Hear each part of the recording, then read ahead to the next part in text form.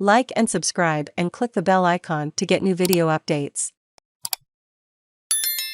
Putin's forces edge closer to encircling Ukraine. Troops in east by Pavel Polychuk and Connor Humphreys. Updated May 27, 2022, 4.18 m. First published at 8.32 m. Save login, register or subscribe to save articles for later. Share normal text size, larger text size, very large text size. Kyiv Svitlodarsk. Advancing Russian forces came closer to surrounding Ukrainian troops in the east, briefly seizing positions on the last highway out of a crucial pair of Ukrainian-held cities before being beaten back. 3 months into its invasion of Ukraine, Russia has abandoned its assault on the capital Kyiv and is trying to consolidate control of the industrial eastern Donbas region, where it has backed a separatist revolt since 2014. A destroyed Russian tank in a town in northeastern Ukraine. Credit Getty. Thousands of troops are attacking from 3 sides to try to encircle Ukrainian forces in Severodonetsk and Lysychansk. If the 2 cities straddling the Siversky Donets River fall, nearly all of the Donbas province of Luhansk would be under Russian control. Russia has the advantage, but we are doing everything we can, said General Oleksiy Gromov, Deputy Chief of the Main Operations Department of Ukraine's General Staff. The Luhansk governor Serhiy Gaidai said around 50 Russian soldiers had reached the highway and managed to gain a foothold, even setting up a checkpoint. The checkpoint was broken, they were thrown back. The Russian army does not control the route now, but they are shelling it, he said. It was possible Ukrainian troops would leave 1 settlement, maybe 2. We need to win the war, not the battle, he said. It is clear that our boys are slowly retreating to more fortified positions. We need to hold back this horde, Gaidai added.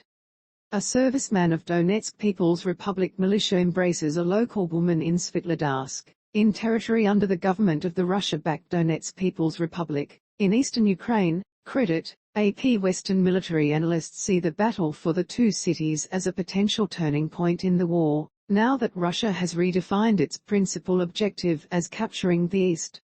Reuters journalists in Russian-held territory further south saw proof of Moscow's advance in Svitlodarsk, where Ukrainian forces withdrew earlier this week.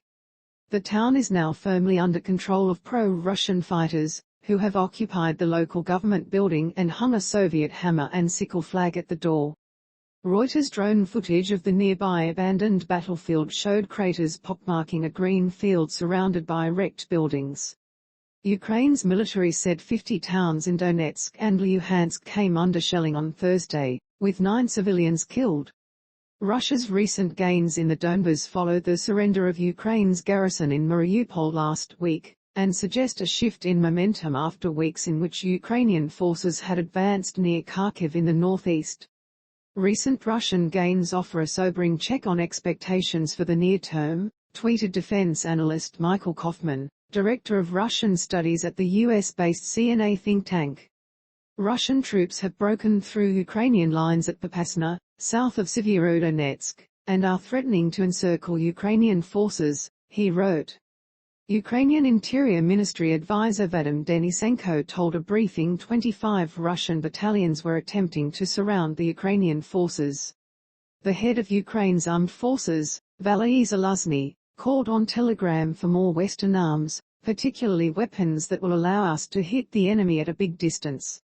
Russia's foreign minister, Sergei Lavrov, later warned that any supplies of weapons that could reach Russian territory would be a serious step towards unacceptable escalation. A few weeks ago, it was Ukrainian forces that were advancing, pushing Russian troops back from the outskirts of Kharkiv towards the Russian border. But Moscow appears to have halted its retreat there, retaining a strip of territory along the frontier and preventing Ukrainian troops from cutting Russian supply lines that run east of the city to the Donbas. Russian shelling killed at least 9 civilians, including a 5-month-old infant, and wounded 17 in Kharkiv, Regional Governor Oleh Syniehubov said, as Russian forces dug in and maintained control of positions in villages to the north. It's loud here but it's home at least, said Marina Karabayarova, 38, as another blast could be heard nearby. She had returned to Kharkiv after fleeing to Poland and Germany earlier in the war. It can happen at any time, at night, during the day, this is what life is here. Russia did not immediately comment on the situation in Kharkiv. It has denied targeting civilians in what it calls its special military operation in Ukraine. The Donbas advance has been backed by massive artillery bombardment. Ukraine's armed forces said more than